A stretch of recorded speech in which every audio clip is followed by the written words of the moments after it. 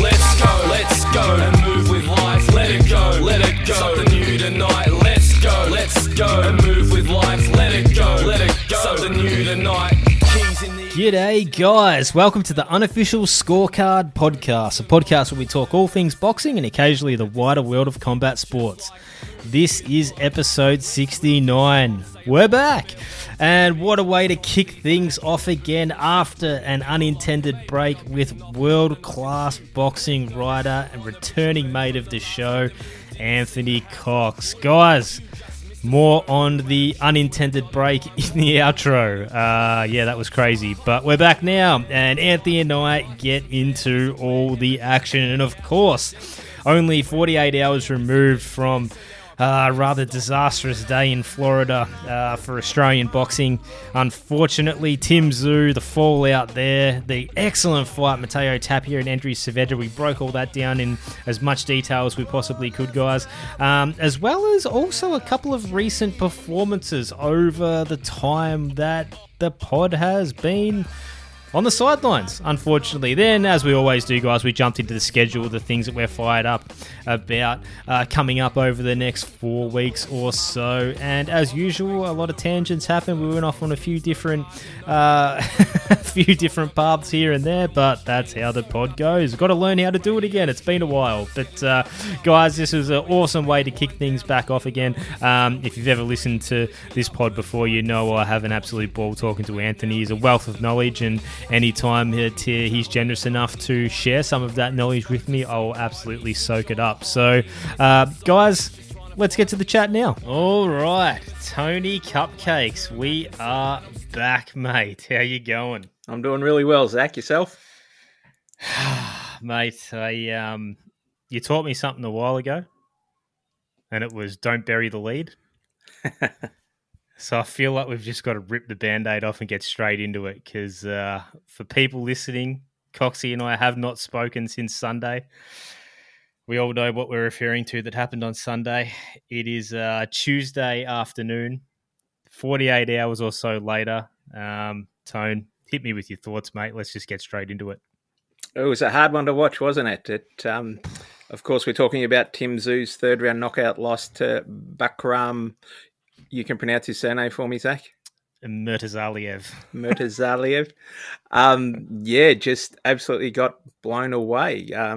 Smashed to the canvas 3 times in the second round, and was lucky to make it into the third, and sort of given every opportunity to work his way back into the fight. But he was clearly all over the shop and quite severely concussed, and got bludgeoned to the canvas again before the towel came in. So bit of quite a large shock result, and certainly one that Aussie fight fans were probably very disappointed to see. Yeah, that's saying it. That's putting it lightly. But what did you think going in, Coxie? Obviously, as you mentioned there, we were all shocked.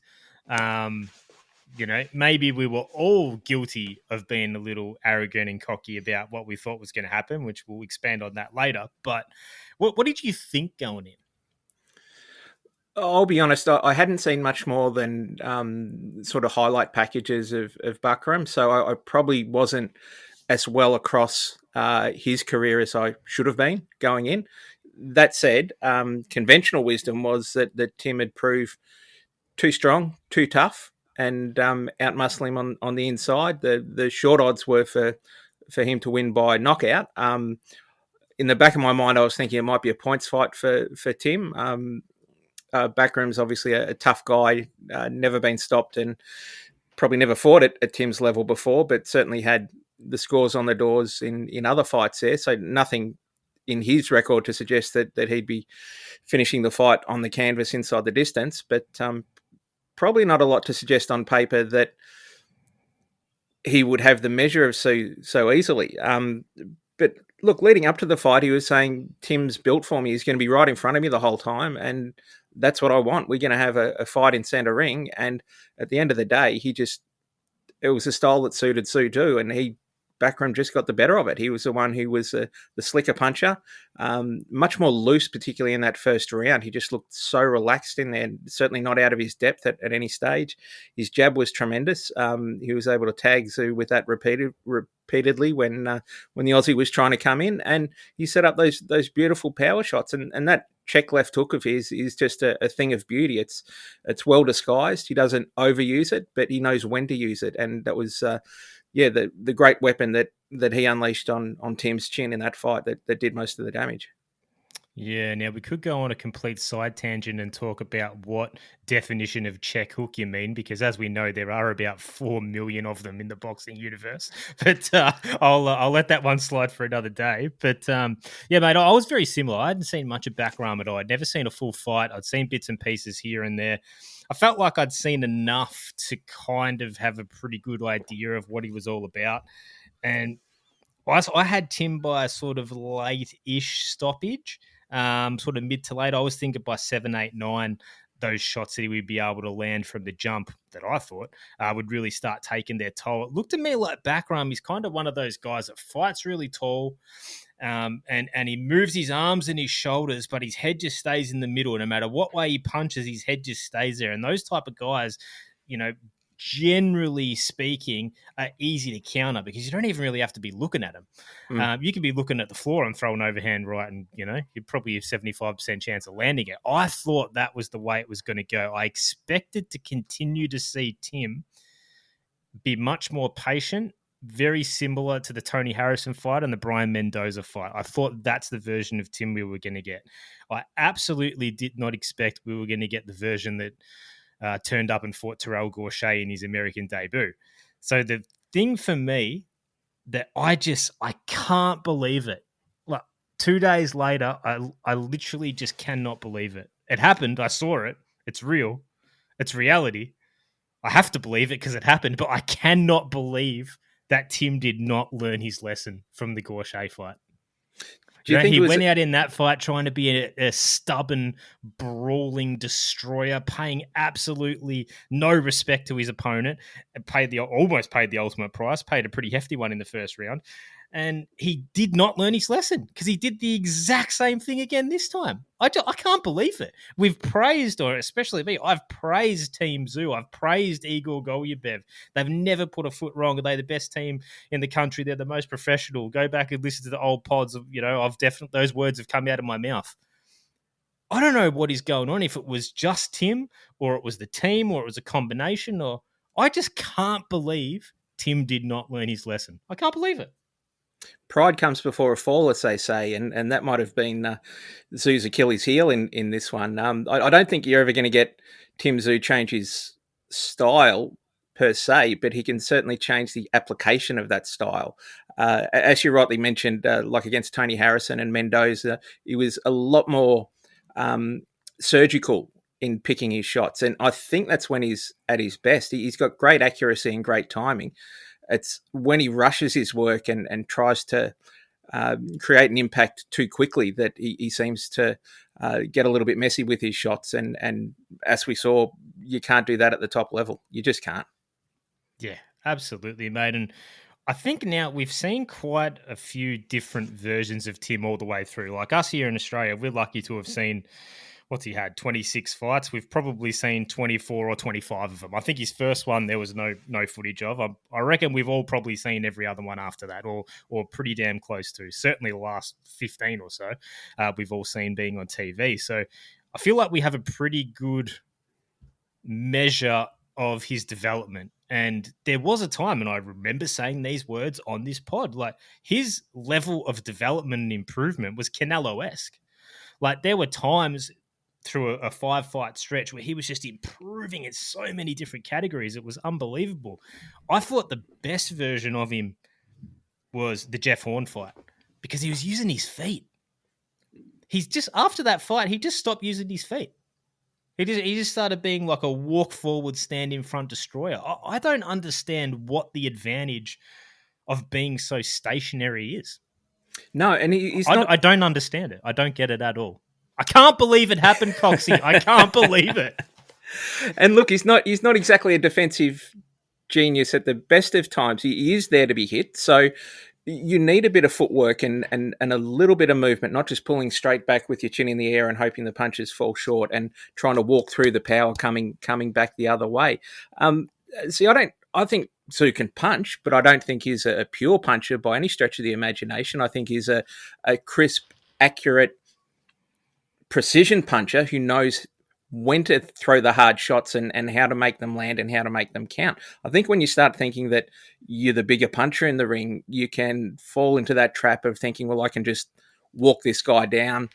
If he hits me, I'll hit him back and I'll have the power to do the damage, and whatever I take will get evened out in the wash. But we saw on the weekend that's clearly not the case. And once Tim was hurt, he never fully recovered. He didn't know how to get himself out of trouble either, whether by clinching or boxing long or whatever. And being dropped 3 times in that round, he didn't come out in good shape for the third round at all. Even with the extra minute there that he was given by the doctor, and well within the rules, that pretty much an extra minute's rest there at the end of the 1 minute break there when the doctor examined him. Even Have you then, ever seen that the should have doctor get in the ring though? I probably have, but I probably just haven't taken much notice. That I know seemed like a bit of an A-side move to me, but anyway, whatever. Quite possibly. Didn't affect the result. But yeah, he was still maybe not on Queer Street, but just around the corner from it. Yeah. I mean, mate, I genuinely just can't believe it. But you picked up on a good thing there about Tim not being that devastating power puncher. And he isn't. And he never has been. And his power has certainly improved, very similar to how Canelo improved his power. But Canelo's strength was always timing and accuracy as well. So they as different as they are, and I'm not saying Tim is on Canelo's level, but they are kind of similar in that respect. Whereas, and we have to go back to another old saying, our old friend Paulie Malignaggi. You have to know what you are, but you have to know what you aren't. I was wondering who was going to roll that one out first. It seems to me, just looking from the outside in, Tim doesn't know that he's not a puncher. Yeah. He thinks he's a puncher like his dad. He thinks he's the Deontay Wilder of junior middleweight. I mean, evidence would tell us that he isn't. I don't want to tell a full-time professional world-class fighter what they are and what they're not. But, I mean, we've seen the fights. I would comfortably put him in the not category in that regard. He's fantastic in other areas, and he's a really good altogether fighter. And I think he could be the best in the weight class, employing a different style that utilizes his actual strengths, not what he wants to be. Do you know what I mean? Yeah, look, I understand what you're saying. I wouldn't say a different style, but a different strategy with his style. Because again, I don't think you're going to change his style per se. It's going to be more about the application of the tools that he's got in his arsenal there. I certainly think he's become. I wouldn't say he's abandoned his jab, but it's sort of become a secondary tool for him, not something that he uses as consistently as he has in the past in some of his better performances. But I do think that he didn't turn up and fight any different to what we kind of expect Tim Tszyu to fight like. He was marching forward, he was trying to chin the bloke, and we've grown accustomed to that's the way he fights. But as you said, you look back to some of his better performances and they were just using the same tools but in a more polished way.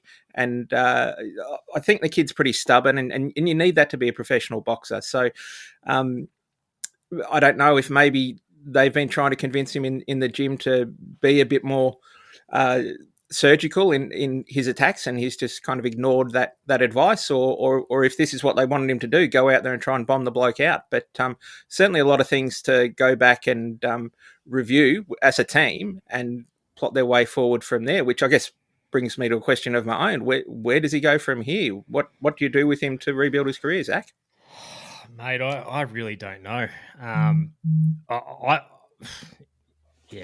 don't know. It doesn't really worry me. I don't mind guys losing and taking a step back down and building their way back up and ultimately either getting to where they want to get to or not. Like, that's just part of the sport. That's life, Not everything goes your way all the time. So I'm sure whatever his management and his promoters come up with in terms of the path forward will be perfectly fine. And if Tim has the desire and the will to continue, he will. So I'm not really worried about that. And I'm more just concerned about the tactics he was employing, the way you were putting him. Funnily enough, and who knows, I'm the only one that is claiming this is true, so I could just be making this up in retrospect and no one would even know. But we were going to do a knuckle down for Tim Tszyu, Michael Zarafa, which I think was in June or July of 21. Does that ring a bell?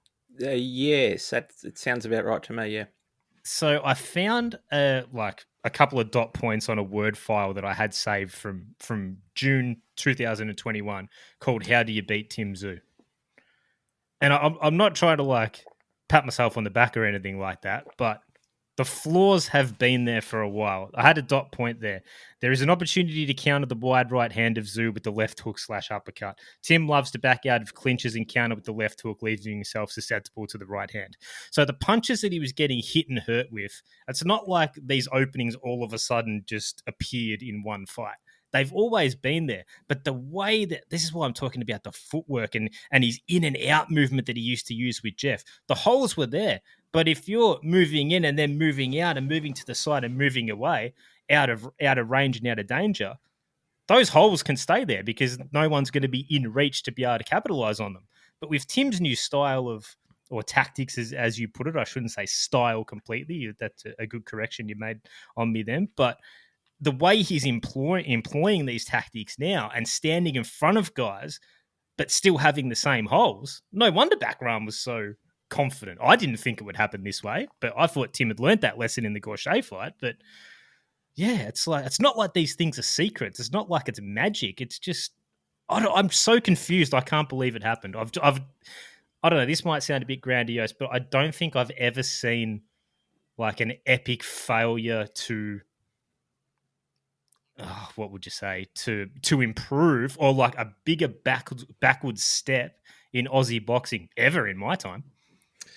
Yeah, look, I'd have to think long and hard to think of something that compares. And as you rightly pointed out, I mean, we used to discuss Tim quite a bit early in his career. We'd finish watching one fight and we'd say, "Oh, geez, he's a bit susceptible in this area," and the next fight he would have improved dramatically in that area. And it really does seem that he's plateaued, if not got a bit complacent in terms of development and improvement there. Maybe it's a case of people have seen enough of him now that they sort of know how to read him a little bit better. I mean, that's a big call in just one fight. But again, as you rightly pointed out, that those holes are there, but they're absolutely magnified when you don't have the footwork to get away with it. And unfortunately for Tim, unfortunately for Bahkram, that's what happened on Saturday night in the States. And did you I love hearing from Kostya. You know, he's still my favorite fighter. You know, he made me fall in love with the sport. You know, in 2001 with his Abjuda fight as a kid, I was obsessed with him. Still kind of am. So I was soaking up all the interviews and all the video clips on YouTube of Kostya talking and stuff. Did you see much of what he was saying? I saw very little. Okay, so in multiple different interviews with like your Radio Rahims and bloody all those YouTubers over there and all that. Every single time they asked him about the fight, and again, granted, Kostya's not the coach, he's not Igor Golubov, who knows what the team thought, but every time he kept saying, Tim needs to use his brain, he needs to use his brain, think, be patient, slow demolition, slow destruction, right? Kostya kept talking about it. So you have to think at some point he's given his thoughts to the team and Yep. Tim. Now, whether they had a different plan, I'm not sure, but at least one person in that team or adjacent to the team had those words of advice, and Tim did the exact opposite. Playing devil's advocate, I just can't believe it, mate. I can't believe it, Cuppers. To play devil's advocate for a moment, do you think that perhaps the game plan and his ability to, absorb that advice was kind of thrown out the window when he got knocked down the first time and got concussed, that maybe his ability to sort of think it through and go, okay, I need to settle down, kind of went out the window? 100%. No, that's it. You corrected me on that. But the damage was done before the first knockdown anyway, sure. in the way he was doing it. So, but yes, you're absolutely right. There's no doubt he was in a great frame. And what a warrior. Like heavy knockdowns. He got up every time. He waded back in. Unbelievably courageous, never looked for a way out. But also at the same time as well, and again, he was clearly concussed after the first one, so I don't mean to sound harsh or kick a guy while he's down, but like, imagine if that happened to Jai Opetaia in the first round. Right? I reckon Jai would get up and just have a move around the ring for a minute and a half, stay away, use his feet, probably take the second and third off, and then sort of start getting back to work in the fourth when he gets his legs fully back and the bell has rung its last toll in his head, and he can start thinking a bit more clearly. Again, unbelievably hard. I'm assuming that's what Jai would do. Who knows what any fighter would do in that situation? And Tim was brave as hell, but we've seen great world-class fighters get rocked before, and they have a plan B. They have a second gear, and that's the other thing with Tim. And I feel bad for sort of, well, I guess I am harshly grading him here, but Tim's never needed a plan B. Well, that's right. I'm not sure if the team has ever prepared one. If they have, he's never needed to use it. Sure as hell needed to use it today. I hope they had it prepared, but who knows? But man, it's a harsh lesson for the whole team. Every time they've gone to America, there's been some sort of disaster for the entire team. It's unbelievable. They can't catch a break over there. And look, you're absolutely right about having a plan B and being able to use it. I mean, it was so evident with Tim trying to fire back that his reflexes weren't there, so his shots are wide, and even though I think there was a couple of shots he snuck through, just the reaction times aren't there. And watching that back, it was just, you could just go, it's just a matter of time here. Why aren't you doing something to delay the punches to the head and clear your own head and soak up the clock, whether that's clinching or moving around or finding a way. You've got to have a way to find a way. I wonder also if Tim has ever been in that situation before. The Gaucher knockdown was a bit of a flash knockdown. But again, I thought he would have learnt from that knockdown too. He was too quick to his feet for me as well. With every knockdown, he wasn't just sort of taking that extra time with a knee on the canvas to sort of recover a little bit physically, but also think mentally about what he has to do next. I think when you jump to your feet and you're looking at the bloke across from the ring and you're nodding at the referee, I know you still get your 8 count or whatever, but you're already straight back into combat mode. You haven't had much of that little mental break to kind of just reassess what's going on and what you should be doing next. And on the mental thing, how do you mentally recover from a beatdown like that? That's probably a big question that their team are going to have to really think about long and hard too. And, do you give him 6 months off and sort of rebuild him, or knowing him, he'll want to be back in the ring sooner rather than later. But, can you convince the kid to pump the brakes and just kind of rebuild slowly and come back into it that way? I don't know. Absolutely, mate. And that's a great little change of gear, because I did want to speak to you specifically about this aspect of it. I know you're incredibly fascinated with like the mental side of boxing and fighters. And a lot of the times in your articles that you write when you interview fighters, you have procured some questions specifically about their mental state and how they were mentally approaching a certain fight or a matchup or a hard training block or whatever it may be. So, and the question is, how does Tim mentally bounce back, as you rightfully put? But it would also seem the messaging out of the team, like I read something during fight week that Tim was in the process of, or wanting to be in the process of, buying a house in America, and essentially the word from Glenn Jennings was he was going to live in America and just come home for when Nikita fights or whatever it may be, whatever the setup was going to be. And it seemed like COVID really stunted Tim's plans to go to America. He's always talking about America. USA, he made the $90 t-shirts, It seemed like he's outgrown Australia years ago at this point. He doesn't want to fight there. He doesn't want to be the big fish in the small pond. At least that's the impression I'm getting. I mean, 2 losses in America, one under super unfortunate and weird circumstances. This one where he just got absolutely poleaxed and was barely competitive for a single second of that fight. Maybe that's a bit harsh, but, the result cannot be denied. Now he kind of has to go back to Australia. So when we add that into that mental layer and that context of what type of frame of mind is he in, how do you feel like he's going to combat all that? You've spoken to him a few times, I'm sure. I've never seen anything besides what's my MF and name or whatever. I don't know the guy. How do you think all this is going to impact on him?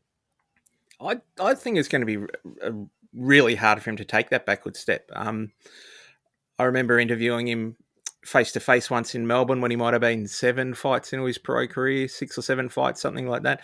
And even back then, he was incredibly driven and was talking about, wanting to fight in big fights in Vegas and essentially saying, "This is my destiny. This is what I'm going to do." And even back then, he had, I'd consider, grandiose plans. He was talking about, he wanted to fight Julio Cesar Chavez Jr., who I think was certainly a super middleweight, maybe even a light heavyweight then, because he saw that as obviously his old man fought Chavez Sr., and he saw that as a sort of a continuation of that rivalry. And even though Chavez Jr. was kind of tapering off, he had these big dreams of big fights under the bright lights of Vegas. So I think to have that dream sort of dashed to a large degree, or it's at least denied, is going to be as hard as any part of this for him to handle, to say, I'm going to keep pushing forward and towards these goals, that he's going to have to reassess them and really, I think, create a brand new roadmap to achieve those goals.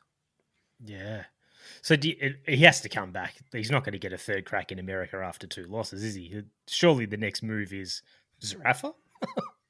That would seem to be the...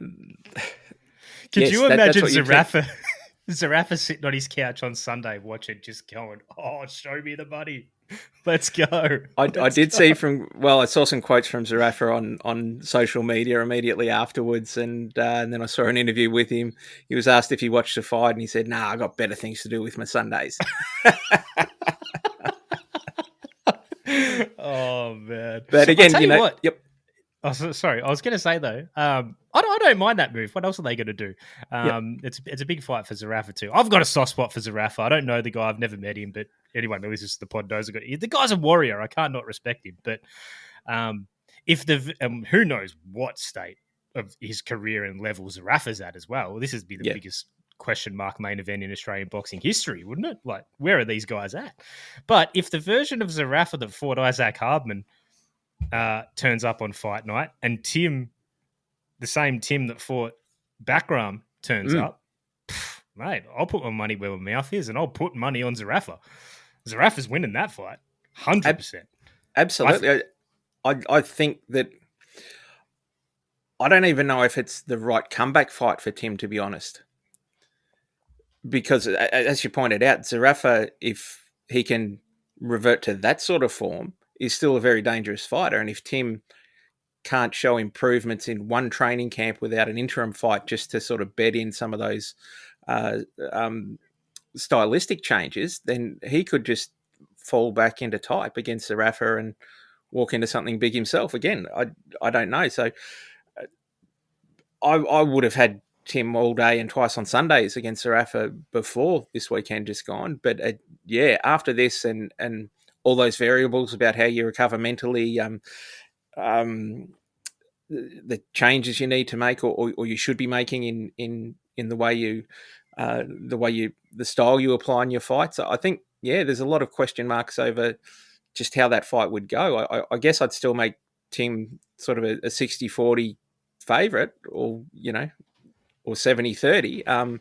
But before this weekend, I would have made it like 90-10. So it does seem to even up the scales a little bit. And it'll be interesting to see if they make that fight. And obviously, Zerafa's got the deal with no limit now. So maybe they put Nikita in with Zerafa and have Tim fight someone else on the card. And if Zerafa gets past Nikita, then match them sort of around September next year. I don't know.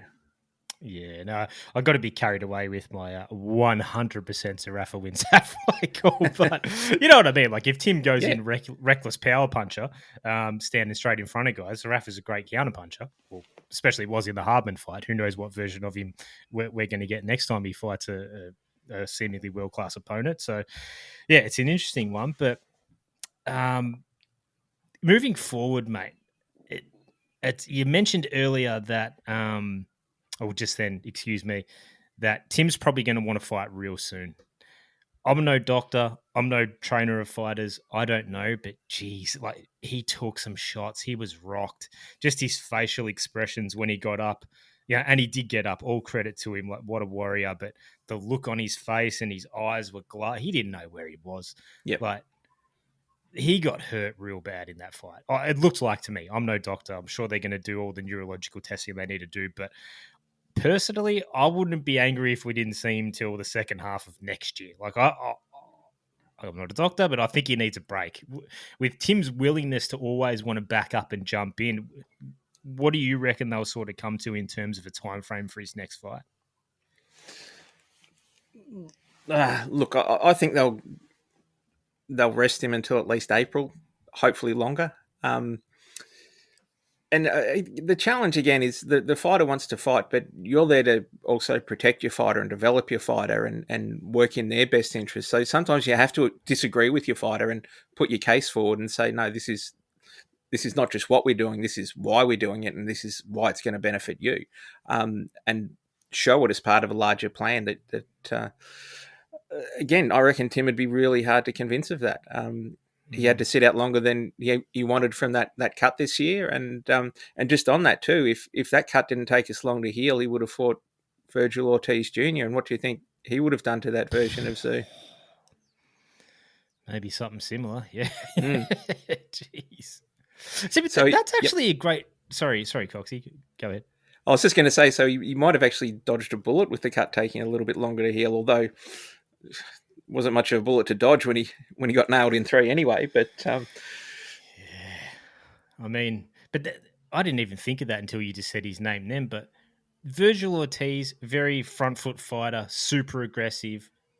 But look at the way he does it compared to the way Tim does it. Virgil Ortiz is so much more defensively responsible, even though he still got knocked down twice in his last fight. You know?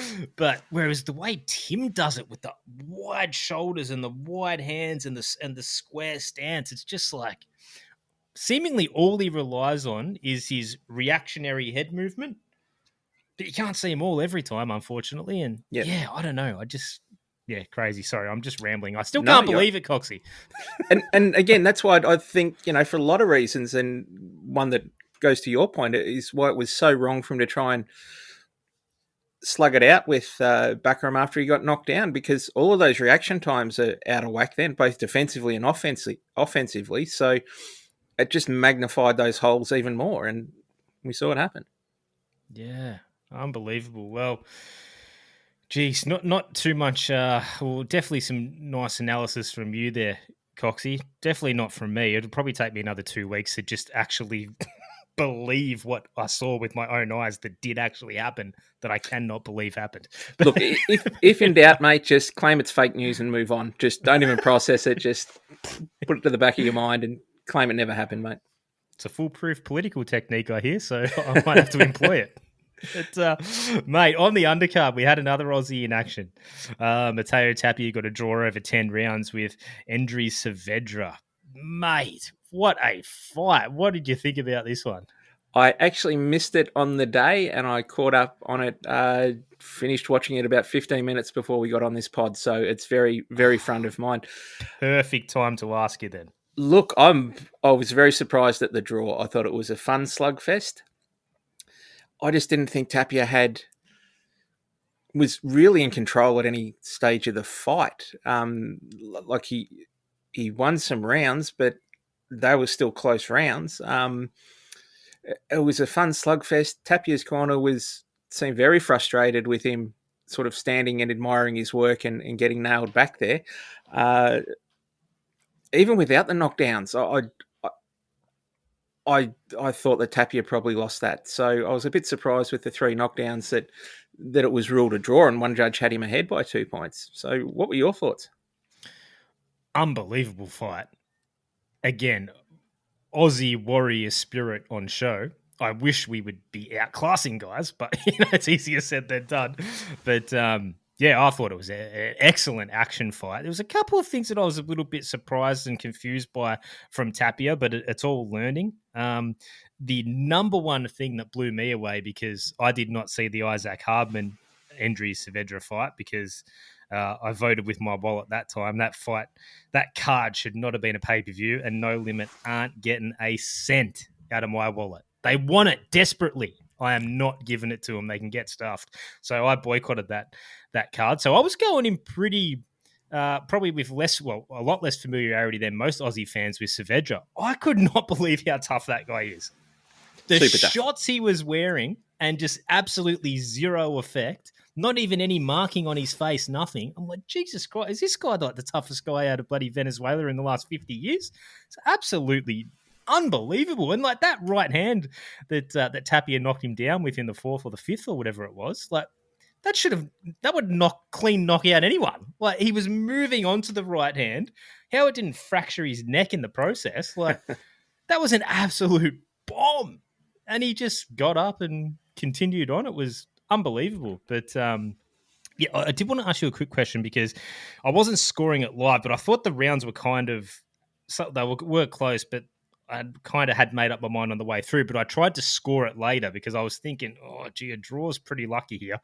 I thought Saavedra did enough, especially with that ninth round knockdown. But so I went through and scored it all, but I could not remember who won the eighth. So I just put it 10-10. Who do you reckon won the eighth? Oh, I didn't sit down and score round by round. I was just going on the eye test. See, I thought Saavedra banked the first 4 rounds. Okay. And he obviously had some good rounds later in the fight as well, and had those 3 knockdowns. So obviously he won that later round where he knocked down Tapia as well. So I sort of thought I think the first round was close, and I sort of thought he got on top in the second round and then kind of went on with it. So yeah, with the knockdowns, even if you give Saavedra 4 rounds, he's still got those 3 knockdowns in there to work with. So yeah, I'm not sure who won the 8th off the top of my head. Yeah, I couldn't remember either. I'll have to go back and watch it. But anyway, so I had the 8th 10-10 because I just couldn't remember, but I still had it 94-93 Saavedra. But if you give him that round, it's 94-92. So I thought the draw was as lucky as Tapia could get. But funnily enough, looking at the cards, if Tapia didn't get knocked down in the 9th and just lost 10-9, he would have won on both of those cards and wins the fight. So it might have been one of those ones that was very different from TV to actually being ringside. But what are some of the things you mentioned that a couple of things tactically that you were questioning a little bit with Mateo? Well, what did you notice? Obviously, just watching it half an hour ago or whatever. Yeah,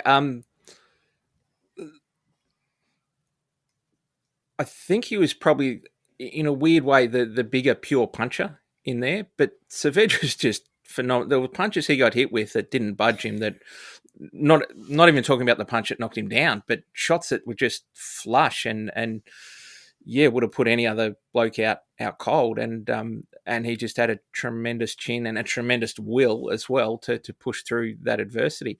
I just think that Tapia, when he did have success, would kind of pause and regroup and not keep the pressure up a little bit. And maybe because he's used to hitting people with those shots and they don't come firing back immediately, whereas Saavedra was just, you got me with that, I'm going to throw back 3, 4, 5 punches and maul you on the inside and make it very uncomfortable for you. So I think stylistically it was something that Tapia perhaps wasn't prepared for or hadn't seen before, that type of relentless pressure that you often get from those real tough guys from places like Venezuela.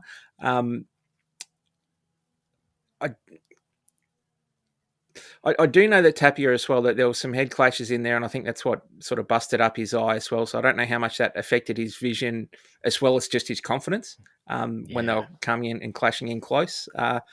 It's a sort of fight I wouldn't mind seeing a rematch, because the first fight was fantastic, and I think that they're the sort of fights that, for people who now might be sort of 1 foot off the Tapia train, they want to see him come back and dominate a guy like that, rather than just kind of step to the side and fight a guy of a similar level, but maybe not as stylistically difficult. Yeah, no, absolutely, mate. I agree, and there's no doubt in my mind that the fighter that can make the more adjustments if there were to be a rematch, which hopefully there will be, is Tapia for sure. Sometimes if you can get in a real hard fight and learn some lessons and not have an L on your record, you've got a D. That's kind of best case scenario. So no doubt it's going to make him a better fighter going forward. I just selfishly wish he didn't have to walk through so much damage to get that lesson. But I thought it was a brilliant fight. One thing that kind of was really surprising to me was just the lack of purpose behind Tapia's jab.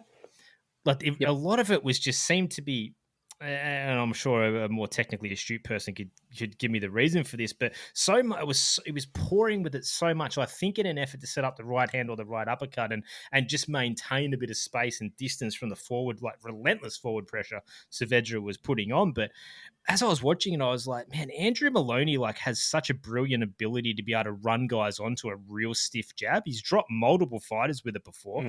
So I was just thinking, man, a couple of times Floyd kept Canelo off him all those years ago with the jab, and he can't really punch, but a good stiff, purposeful jab, just to mix in between the pouring and setting up the right hand. I just felt like maybe got neglected a little bit, but again, maybe there was a reason for that. But that sort of speaks to the adjustments that I think Tapia can make going forward. And now he probably already knew he was tough. Now he knows he's tough.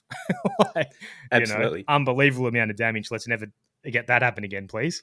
Obviously that's never the goal, but we hate seeing our Aussies go through that type of stuff. But I 100% agree with you. I think a rematch is sometimes the whole immediate rematch thing is just massively overplayed. In this case, I think it makes all the sense in the world.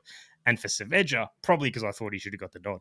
Yeah, look, and it was an entertaining fight too. That was a fight that just, in terms of pure entertainment, you could sell again very, very easily. Just on what you said about the jab too, I thought Bahkram had a fantastic jab in the fight with Tszyu. He'd flick with it and then throw a stiff one and walk Tim into it, as you were saying there. And I just thought that variety of the jab is something that you don't always see from boxers, that there's many different ways that you can throw it and you can use it. And if you have a few different versions of it and just keep mixing it up, it keeps your opponent guessing. You keep that range, you keep that distance, and you still got that right hand to land over the top if the angle's there for it. Yeah, no, absolutely, mate. I'm starting to calm down a little bit. I'm starting to get off my high horse. So I'm a bit wound up, haven't pod for a while. I was fired up over that result. What a performance by Mateo Tapia. Win, lose or draw was what an entertaining card. Sometimes those PBC cards are a bit up and down. I know this was a pay-per-view here. It was a free one over there. Mate, I mean, $70 for 3 fights, a bit steep, but I would have liked to have had more fights included on the telecast. But I mean, beggars can't be choosers. But what a great way to spend a Sunday lunchtime. No, it was good. And being on the east coast of the States there, it was on quite early here. I think the main event was about 1 o'clock or something.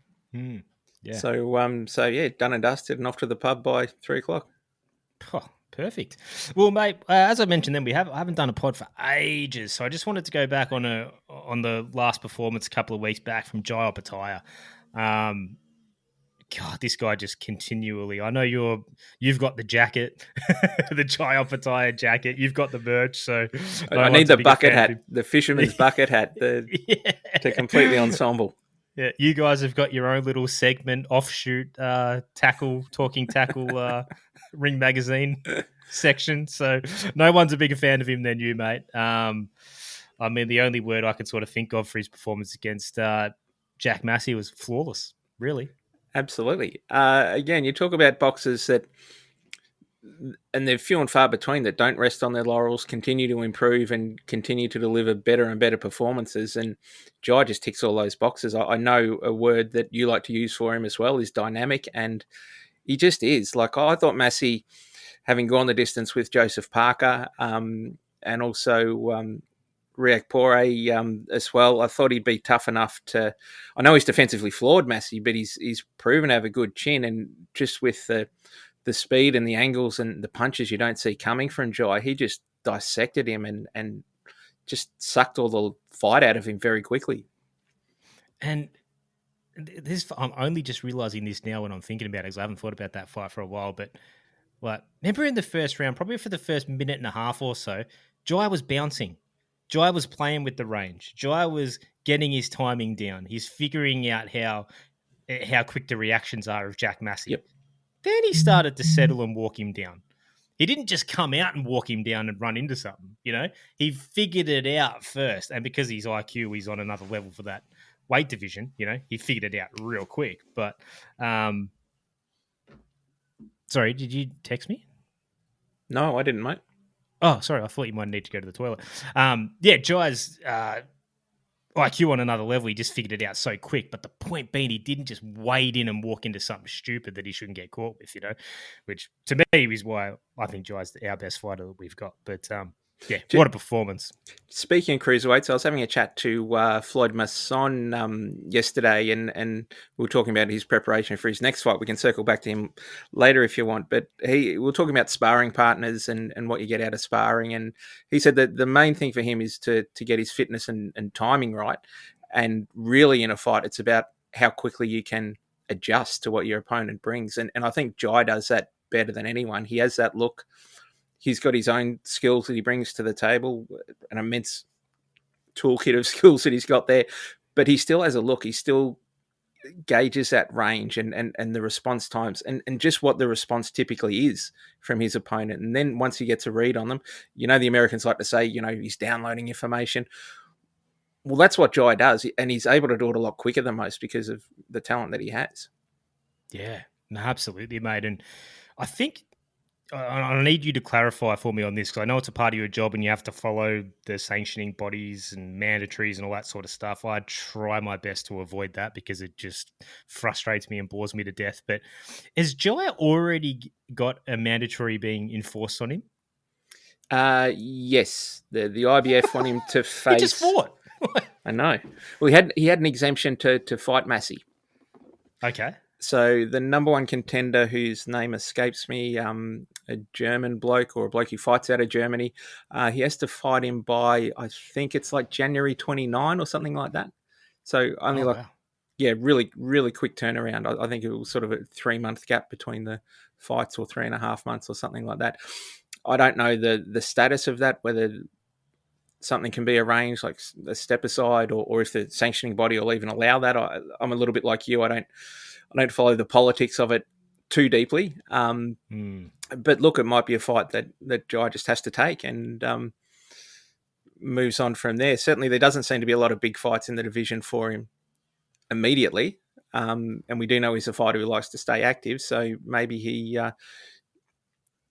takes the opportunity to stay in the ring and then looks forward to bigger and better things late 2025. Yeah, I mean, if that's a good point. If he has to back up that quickly, I mean, it's the perfect fight. The Massey performance with seemingly 0 injuries and 0 damage taken. So, as you've always said, why sit on the bench when you can stay sharp and earn money? So, yeah, look, I mean, the way it goes. The only thing is, do you want to train through Christmas and be in camp through there? I know that obviously he's got a young family and things like that. But again, he strikes me as the type of bloke that isn't one to turn down a fight. So, maybe it'd be right up his alley. And I'm putting you on the spot, Cuppers, but it's all good either way. But is there any... I was struggling to rack my brain for like standout Aussie performances, either at home or overseas or whatever it may be over the last couple of months. As mentioned, haven't done a pod for about 3 or 4 months now. Is there anything that sort of sticks out in your mind? I was struggling to come up with anything. And I'm sure there have been. I just have a terrible memory. Sorry, going back how many months? I don't know, a couple. Okay. And probably because it's front of mind with me too. I really like Floyd Masson's performance against Chucky Francis.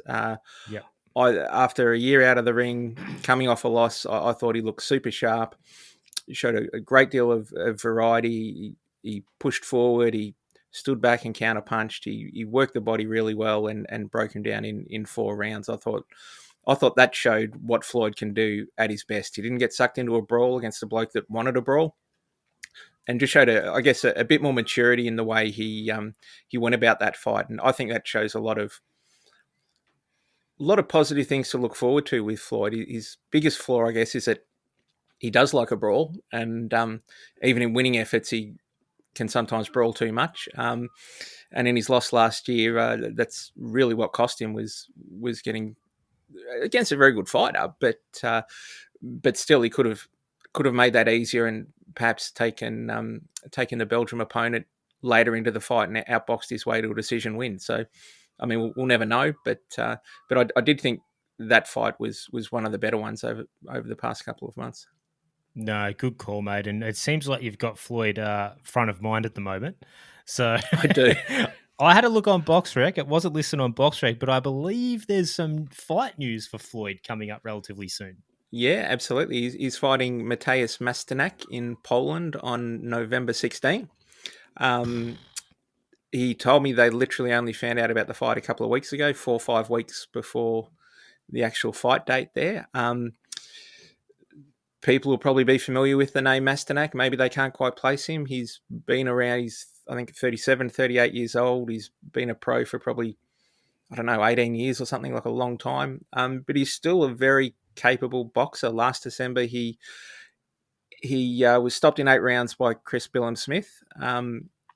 He didn't answer the bell to start the 8th after suffering a rib injury, but he was up 5 rounds to 2 on 2 of the judges' scorecards at the time. So he was boxing really well in that fight.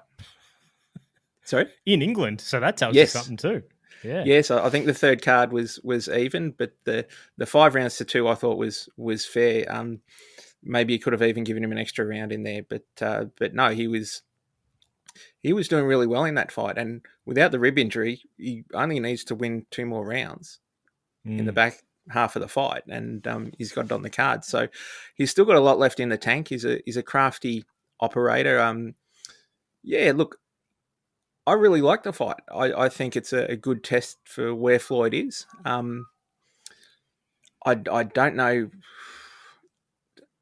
Being over there, I guess you make Masternak the favourite, but Floyd at his best can give him all sorts of problems. So, yeah, we'll wait and see. It's only just around the corner, so it's kind of been one of those surprise ones that you hear about not far out. So it's easy to stay excited about it. You're not hearing about it 3 months, 4 months down the track, and you kind of overanalyze it. It's sort of one that creeps up and can be a little surprise package. I'm quite looking forward to that one. Yeah, no, absolutely. And obviously the Aussie connection with Jason Waitley and Masternak, which was before the Billam-Smith fight as well. So, massive opportunity for Floyd Masson, and seemingly so pretty quickly after the loss. He only had one fight in between, and he's right back in there again. But yeah, that'll be hopefully there'll be some sort of Australian TV for that as the date gets closer. I'm sure it's all being worked out at the moment. But massive news, mate. And when does your article drop with Floyd?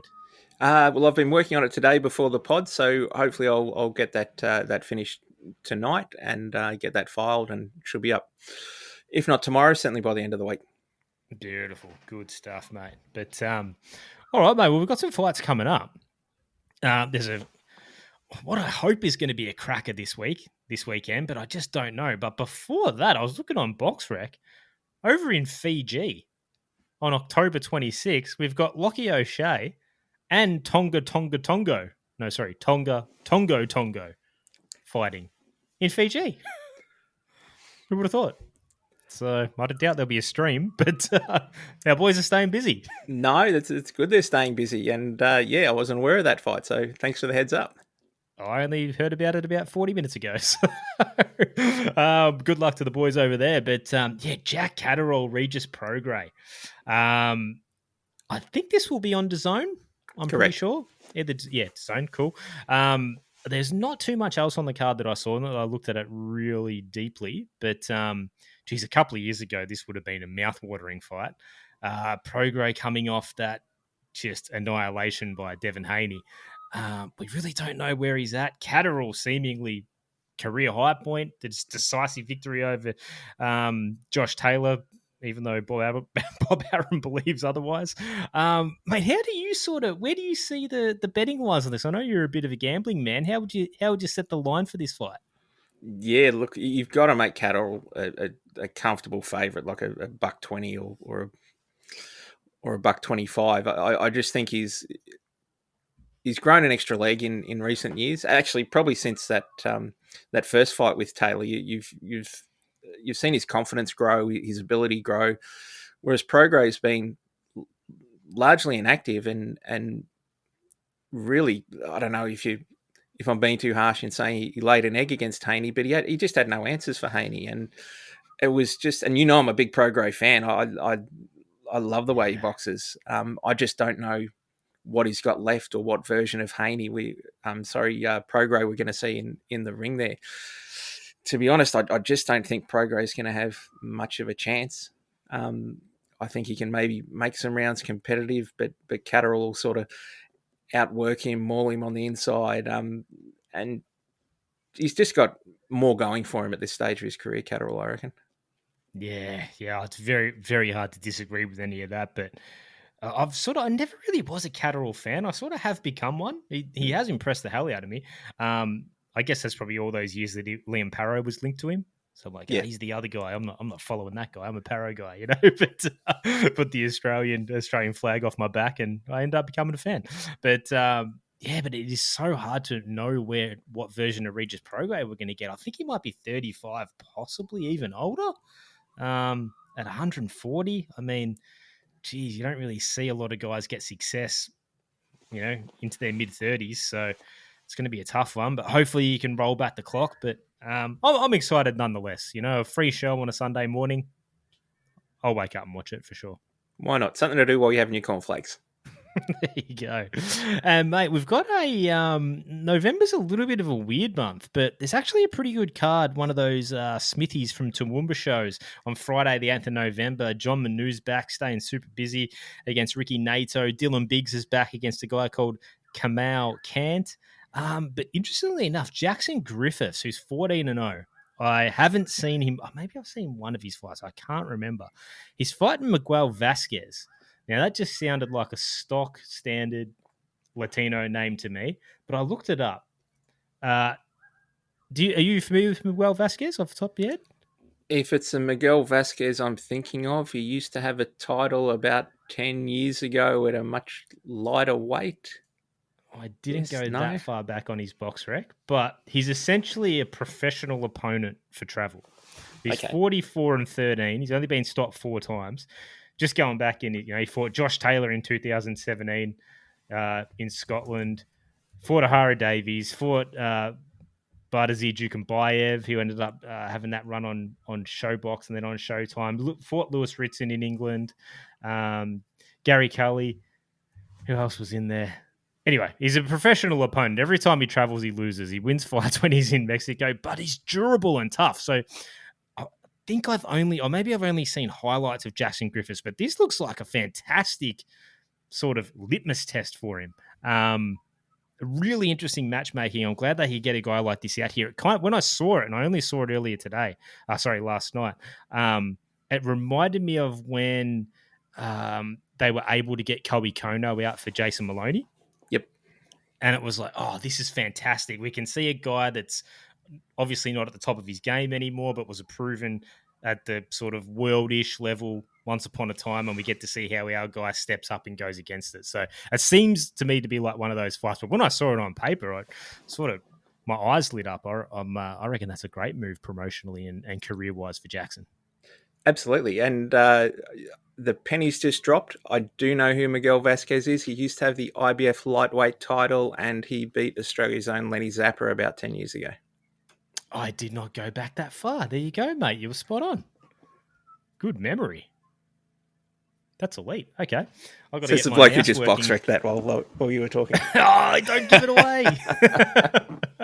It's the beauty of audio only, mate. No one can see your Google stuff. I had to know if it was the same guy. I had an inkling it was, yeah. Okay, so there's an Australian connection too, so I'm sure that just got people even a little bit more interested in that fight. But we move on to the next day. So Saturday, the 9th of November Australian time, we got a not a bad top rank card, which I don't think we're going to be getting, but we can listen to it on the radio, do what we got to do. Keyshawn Davis actually wanted this fight. Gustavo Lemos, who should have got the win against Richard Hitchens last time out, dropping down to 135, his more natural weight. I love this fight. I love that Keyshawn wants it too. Yeah, again, it's good to see kids keen for these sort of tests. I think it's a pretty even matchup on paper, and I think the styles will mesh well. And I'm looking forward to that one too. Absolutely. On the undercard, Raees Salim is back from his loss to Sam Goodman, which seems like ages ago now. And we've also got Abdullah Mason, who's got a ton of hype on him on the undercard too. I didn't recognise his opponent's name. That doesn't necessarily indicate anything either way. But nice little top rank show on a Saturday Australian time for us coming up on the 9th of November. Now, later on that night, against TBA, unfortunately, but Vegas Larfield's scheduled to come back. Speak about a guy that we haven't seen for a while. Do you have any sort of inside word on the reason for Vegas sitting out so long after that loss to Albert Nolan? No, I'm not sure if it was just a chance to sort of refresh and regroup, or if there might have been, maybe some injuries out of that fight that needed to heal, or what the case is. But certainly good to see him back. He's a very talented kid, and hopefully he can put that loss behind him and find his feet again, because he's an entertaining boxer to watch. Yeah, because remember there was talk of there being a rematch, but then I guess we haven't seen either guy since. So it kind of seems weird where there was momentum, and now it was like when I saw Vegas's name on Boxer, I was like, oh yeah, it just, I know it's a very what have you done for me lately type of sport, out of sight, out of mind, but it's just hard to keep track of what is happening, let alone guys that aren't competing. It's even harder to keep, in the forefront of your mind. So hopefully Vegas and even Albert Nolan too can get back in the mix soon, because that was a brilliant fight. It was a great fight. Was that last year or earlier this year? Oh, good question. I want to say last year. Okay. But I stand to be corrected. Someone will tell me it was 6 months ago. Yeah. And then the following day, Sunday, November 10th, live and free on DAZN, Boots Ennis is being forced into one of the more pointless mandatory title defenses against Karen Chikadzean that he beat, I don't know, a year and a half ago. Mm-hmm. He won every round, 12-0. I don't know, whatever. But Bam Rodriguez is back as the co-main, and another Australian connection fighting the man that recently got the W over Andrew Maloney. I thought Andrew Maloney won the fight, but on BoxRec, he's got a W next to his name, Pedro Guevara. What are you excited for? Like, I'm pretty sure the Boots fight, unfortunately, it's no fault of his own. We're not too pumped for, but the Bam Guevara fight, Coxy, has this one got you pumped up?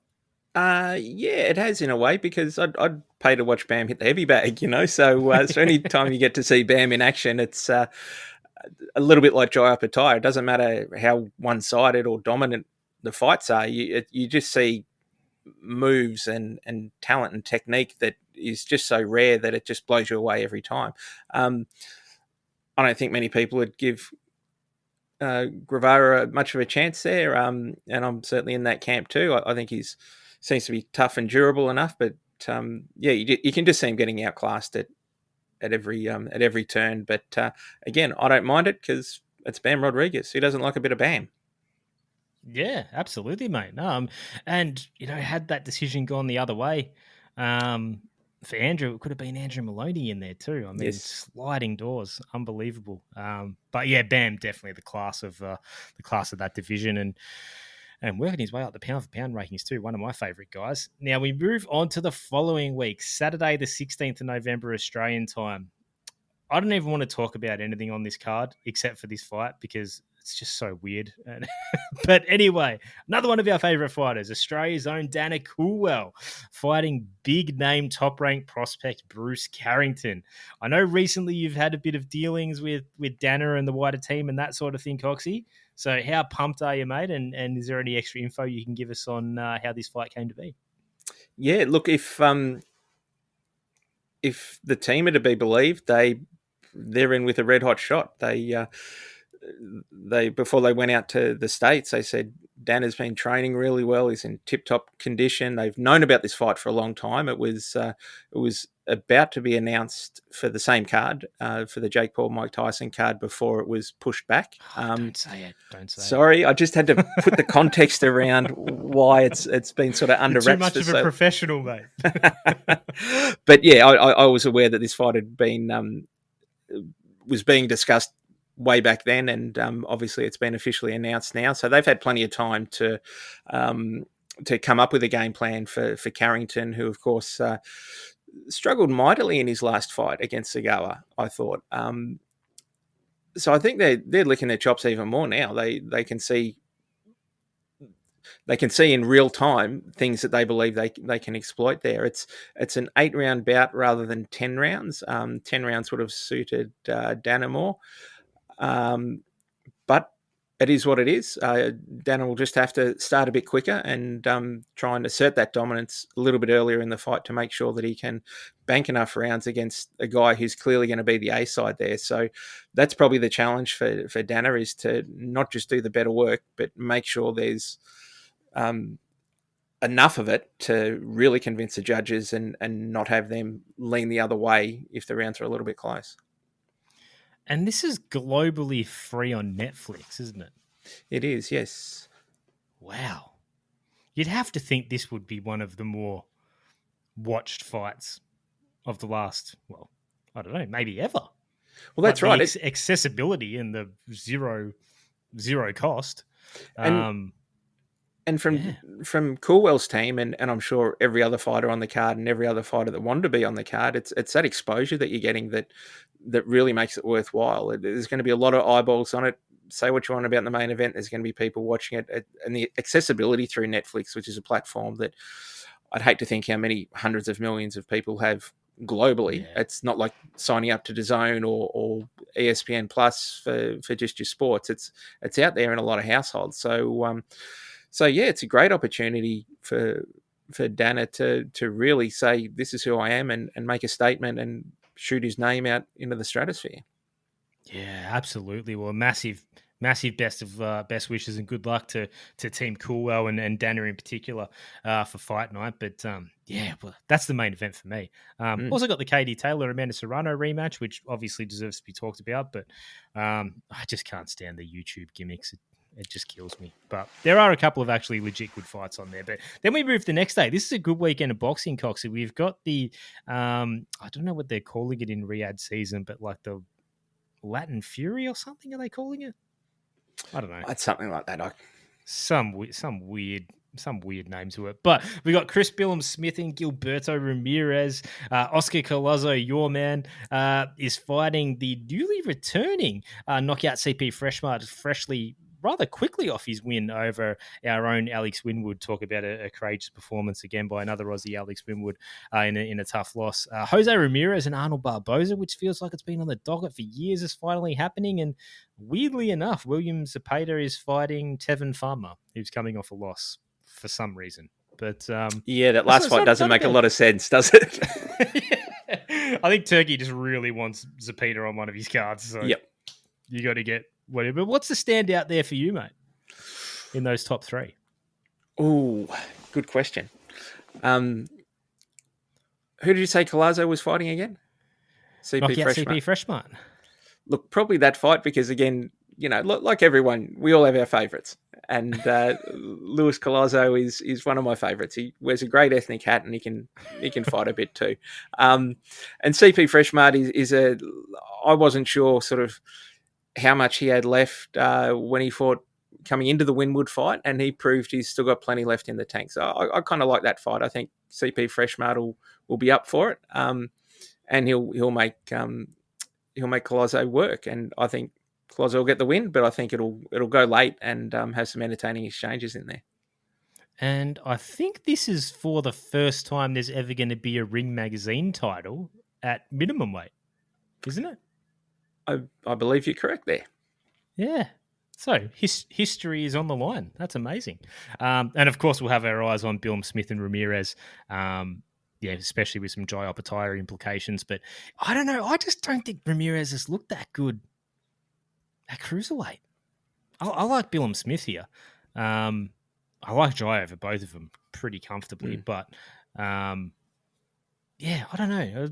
The Americans seem to be pretty wrapped on Ramirez up at 200 pounds, but I don't know. I'm not convinced yet. I still need to see more of him at the weight to sort of sign off on him.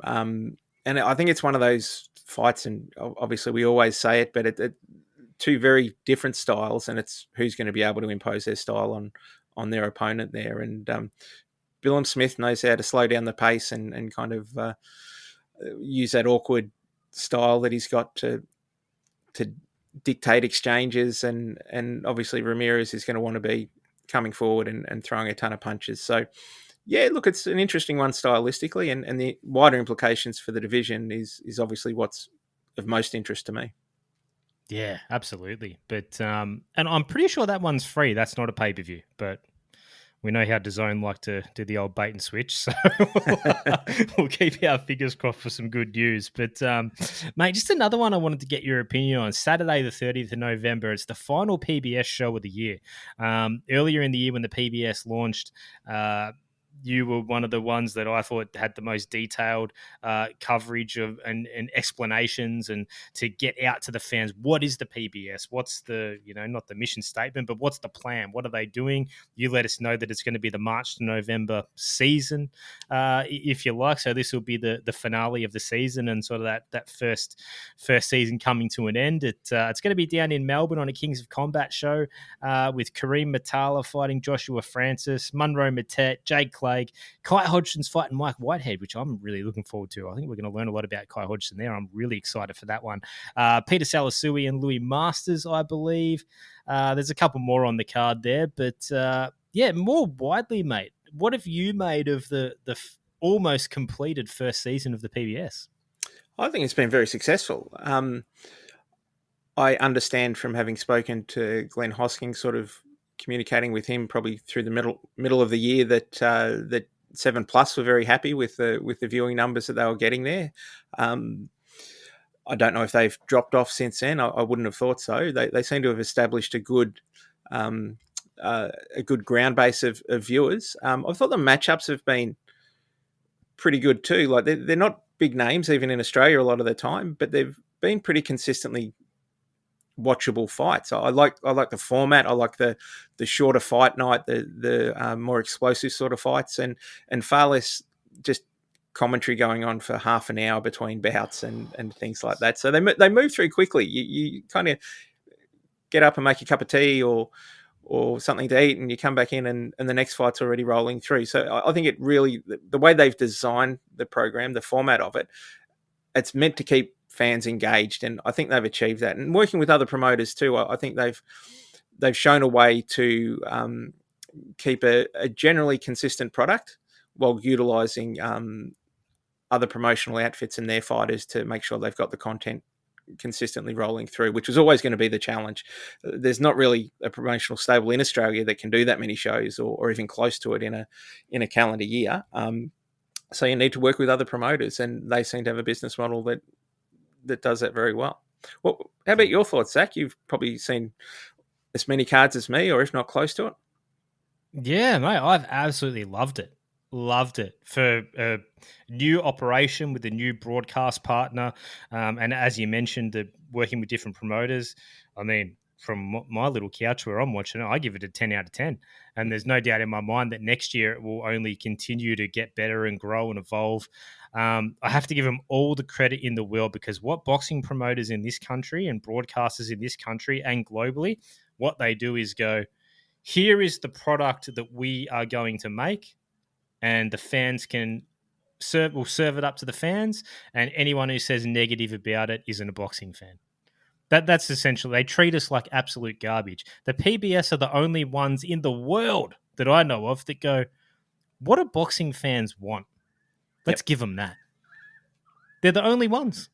We don't want to, as you mentioned, we don't want to see rugby journalists and AFL footy players on the desk for half an hour telling us their thoughts on a fight we already just watched. We want to see the next fight, Correct. Like it is unbelievable how that broadcast has crept into boxing, and PBS are going old school, and I love that. They're putting on great matchups. Again, do they have the most high-end talent in the country in volume? No, but have they got some really good fighters, and have they always been incredible matchmakers? Yes, and most of the time that's all we want as fight fans. You've said it yourself, Coxie. I'm stealing your phrase. You don't need to see the most elite level fighter. You need to see evenly matched fights, and I would completely jump on that bandwagon. And Ace and now the PBS have done that more than anyone for 25 years. Before the Rose brothers even knew what boxing was, they were doing it. So, and now I've thought back to like that Ibby Bella Jalen Tate fight. Like, you could easily have that fight in 1969 on TV ringside and it wouldn't look out of place. You know what I mean? Like, what an excellent fight. So, yeah, for me, it's an absolute 10 out of 10. And I look forward to watching the last show of the year. Definitely interested in a few of those fights for sure. And can't wait to see what happens in season 2 in 2025.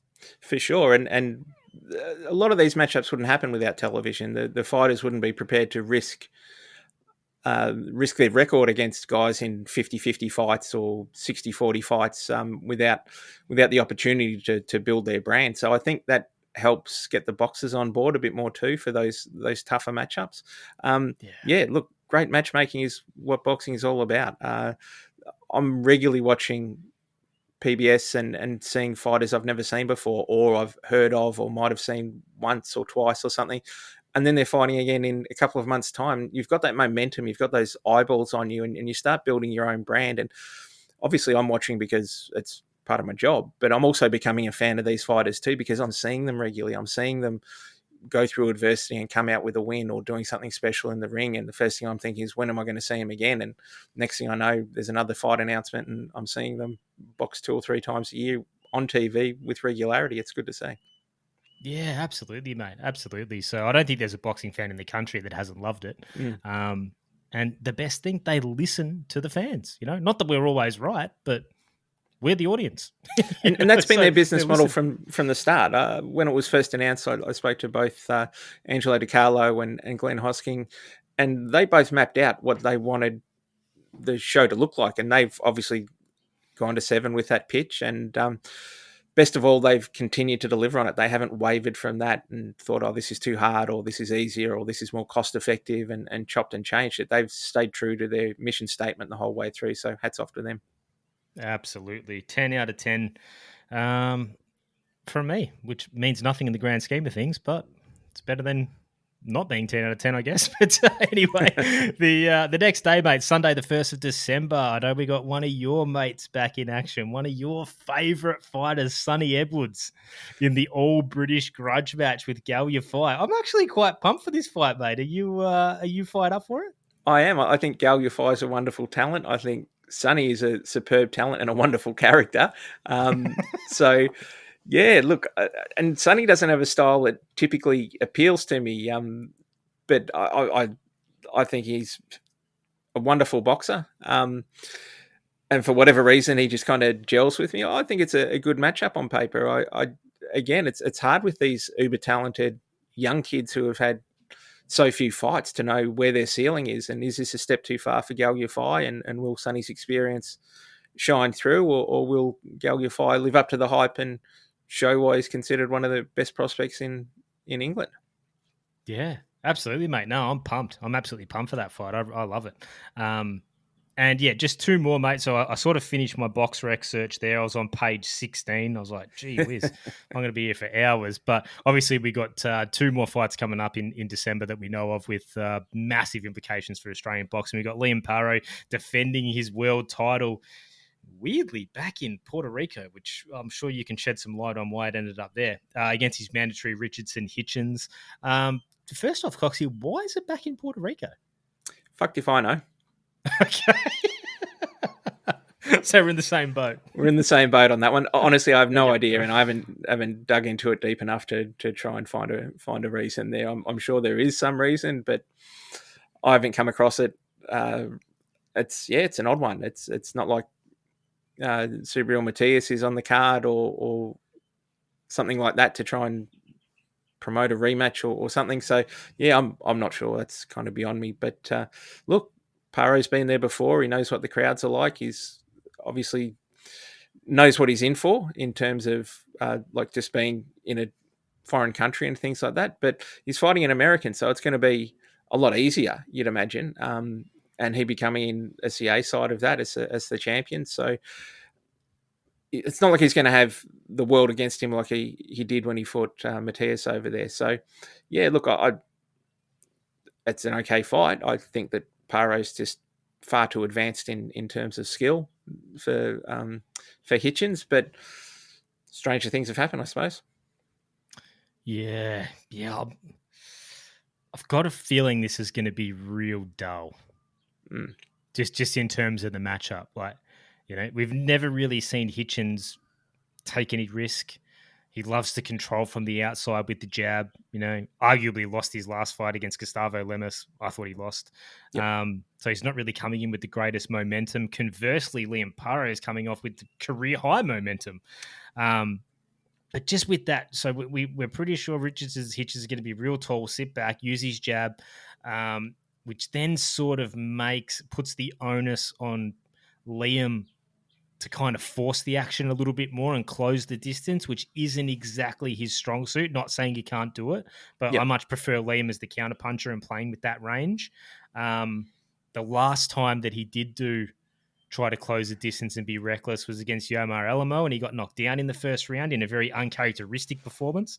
And conversely to Tim Tszyu, Liam learnt the lesson and didn't commit that mistake again. I'm hoping he doesn't in this fight, but at least Hitchens doesn't seem to be the guy that can really make him pay if he does. Yeah. But it kind of just looking at it, I don't know. I haven't thought about it too much, but it just seems like with that style matchup, it's going to force Liam to have to get inside and get things done a bit more and get through that jab.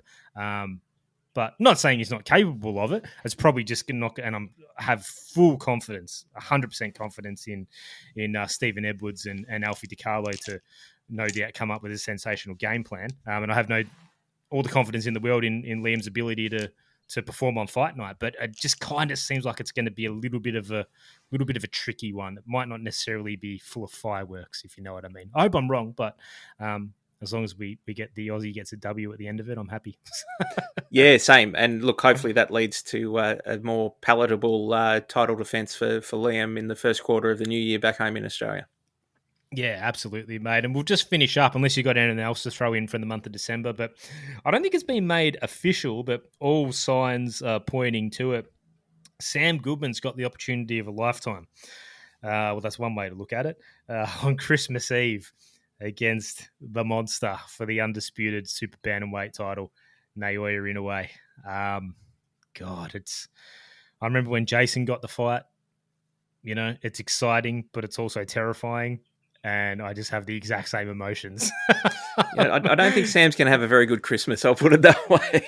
Yeah, geez. It's going to be a tough one. But is it basically, quote unquote official, but without being officially announced yet? Or what's the status of it?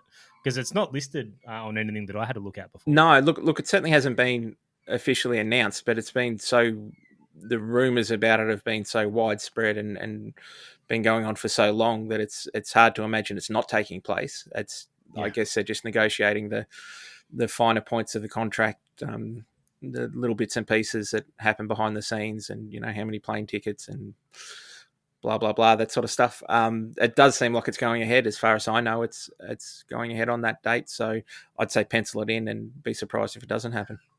Yeah, okay. And obviously as it gets closer, we'll talk about it then. I don't really want to try and think about that matchup too much at the moment. But that'll do us, Cocksy, unless you got anything else that you can think off the top of your head. Just one more fight to mention is Dempsey McKean fighting in Saudi Arabia on the Usyk Fury undercard against Moses Atuma.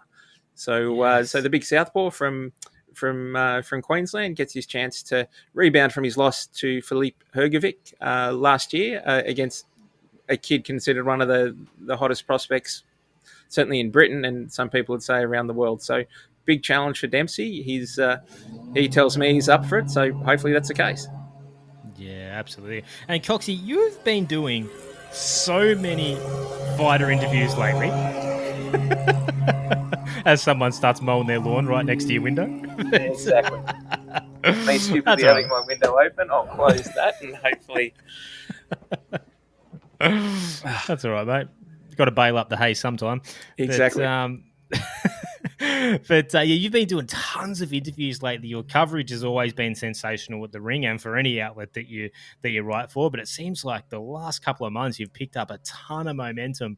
Been covering cards in Japan as well and doing a mountain of work. What have you got coming up, mate? And just let people know if they haven't recently sort of been keeping in or logging on to your Twitter account and seeing what you're doing. What have you been doing and what do you got coming up for the rest of the year, mate? Because you seem to be bloody busy these days. Yeah, sure. Look, as always, I'll be covering all the major fights featuring Australians, interviewing a lot of those guys pre-fight and writing up the fight reports as well. Certainly the fights happening in Australia and many of the fights with Aussies boxing overseas. There'll be the Floyd Masson article this week. There'll be another piece on Dana Coolwell coming out. The next edition of the Ring magazine, which isn't out until December, will feature a special feature column by my good self on the noble art of clinching. That's some way away yet, but I think we can discuss that a little bit more closer to the date. But yeah, really just staying on top of what's happening on the local scene and what's happening with Aussie boxers boxing globally. And just trying to make sure all of our readers have access to top quality information and first-hand accounts from the boxers themselves. No, absolutely, mate. It's never a question when your name's on the byline, mate. It's 100% quality, and you've got the respect of not only the Aussie fans and the appreciation of the Aussie fans, but I think more globally now as well with the work you've been doing the last couple of years at the Ring. It's been phenomenal. But just to reiterate and just to clarify, the clinching article that you're working on, which I have known about for a while, and I'm super excited for it to come out. That's actually coming out in the printed like an actual magazine, isn't it? That's correct. Like yes, not online, like an actual newsagent style. That's edition. correct.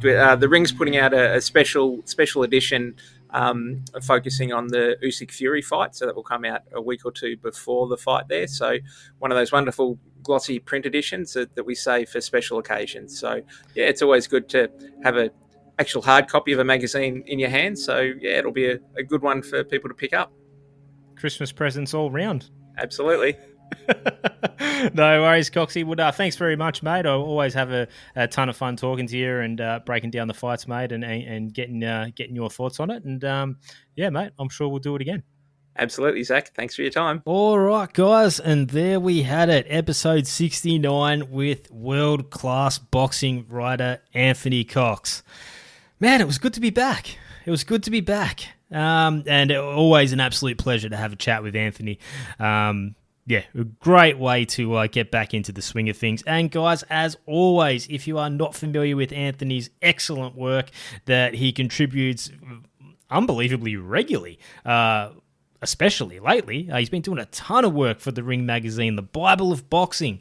I will include the author page at the Ring magazine with all of Anthony's articles and stories and all the work he's been doing, as well as his social media handles, where you guys, if you're not already, can follow along with one of the hardest working boxing writers in the world, and a guy that is passionately and obviously an Aussie boxing fan, an Aussie boxing stalwart, and always does his best to cover the sport and the fighters from our part of the world. So yeah, I think the least we can do is click on his links and give him the extra support that he absolutely deserves, if you aren't already, of course. So again, thank you very much to Anthony for the time to pick his brain and have a chat back and forth, and there's no doubt we'll be doing it again in the future. So guys, as I mentioned in the intro, I think we've had a 4-month break on the pod.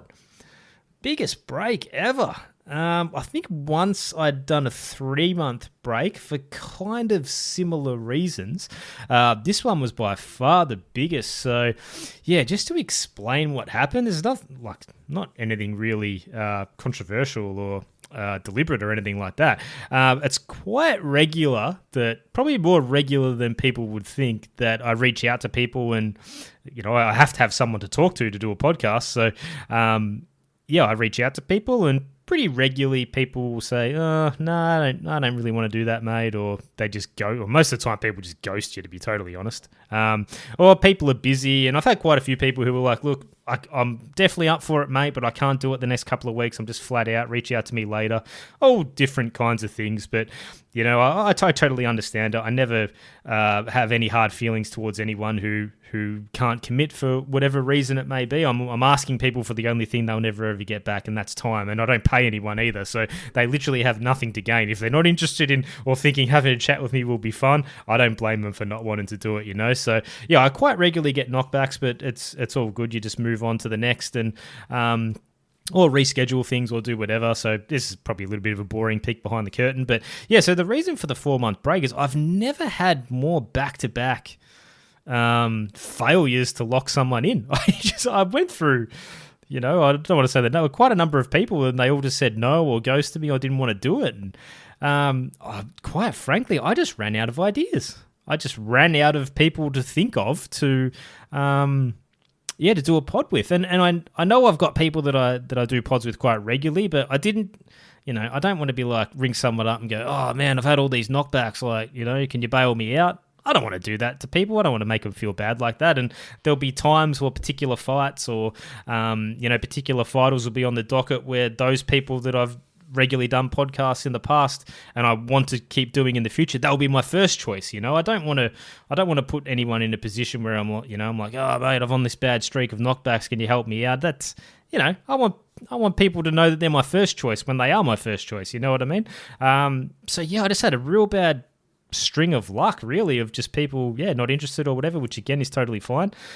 Just ran out of ideas, and then it kind of, I wouldn't say killed my enthusiasm, but it's certainly it's certainly put a little bit of a dint in it for like the first time in 6.5, almost 7 years or whatever since I've been doing this pod. I was like, man, wow, I'm just not really kind of fired up to do it at the moment after all those knockbacks. And, you know, you may have heard me said before, if you've listened to some episodes, I believe in quality over quantity, and you know I listen to podcasts myself, other ones, all different movie ones and other sport ones and boxing ones, and you know I reckon I can tell when people are just churning out content for the sake of it, you know, or they might have a sponsor that says, all right, we want a show a week, or you know, and they get on, and you can tell they're just not into it. They're not excited to be there. They're not enthusiastic, and I don't know. I just never wanted to do that. So I guess there could have been times where I could have come on and did some solo ones or something like that. But again, that just doesn't really fire me up. So I was like, you know what? I'm just gonna sit it out. I didn't think it would be this long, admittedly, but I thought I'm just gonna sit it out.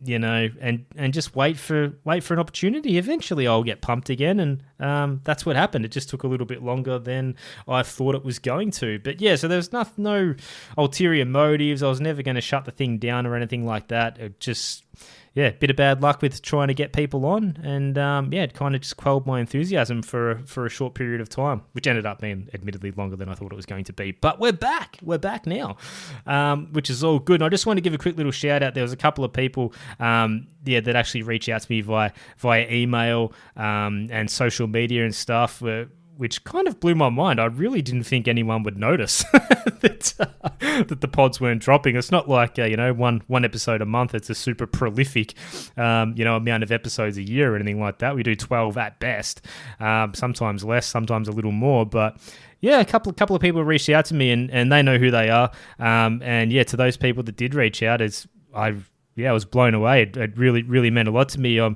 really do put a lot of effort into trying to make this something that fight fans will enjoy, because I'm just a fight fan as well. I feel like if all the people that listen to this, if we all met, we'd just be hanging out, having the same conversations. You know what I mean? Ringside at the fights, hopefully.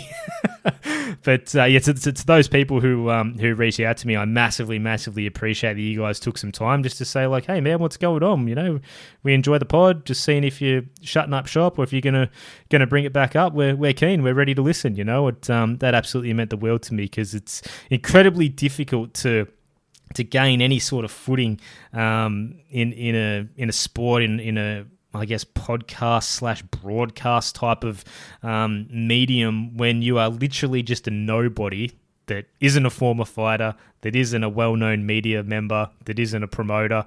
I'm just a guy. No one knows me. And I don't really want to be known. I just want to talk to people about boxing, you know? So, I'm rambling a bit. Sorry, guys. But for the people that reached out to me, and there was only about 4 or 5, maybe 6 people total that reached out. But, again, I'm a quality over quantity guy. And, that generally meant the world to me. So to those people, thank you very much. And to the people listening now, I appreciate you for sticking around this long to listen to me explain why I have not been on the pod for a while. But guys, just a massive thank you to those people. So we're back. We're going to try to be back. We're going to be trying to continue with the 4 weekly schedule, guys. So I'm going to try and get another 2 or 3 episodes out before the end of the year with that renewed enthusiasm. I'm going to make it happen. Surely our luck's got to turn and we'll be back on the train. So, let's not try and make that happen again. But guys, if you want to reach out to me, you can do that it's been so long, I forget what I say. What do I say? If you want to throw a tweet at me, you can do that at delivery_man2. If you want to email the show, you can do that at tuskpod@gmail.com. That's TUSCPOD@gmail.com. Or I'm at tuskpod on the Insta as well, which again, I don't really do much on there. I just post when there's a new episode, so I've done nothing on it for 4 months. But if you want to jump on the TUSCpod and Insta, feel free to. All good there. So, guys, there's a little bit of stuff coming up. I'm actually pretty excited for the fights, and as we sort of spoke about with Cocksy, we've got some Aussies in some really important big fights and bloody tough fights coming up towards the end of the year. But we're going to remain positive, we're going to remain optimistic, and we're going to be talking about them before the year's out. So, guys, thank you very much for listening. We're back, and I'll speak to you next time. Well, let's travel, may add up the change.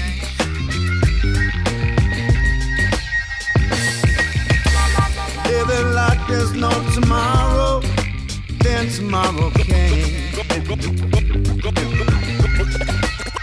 Going all out. I was living like there's no tomorrow, then tomorrow came.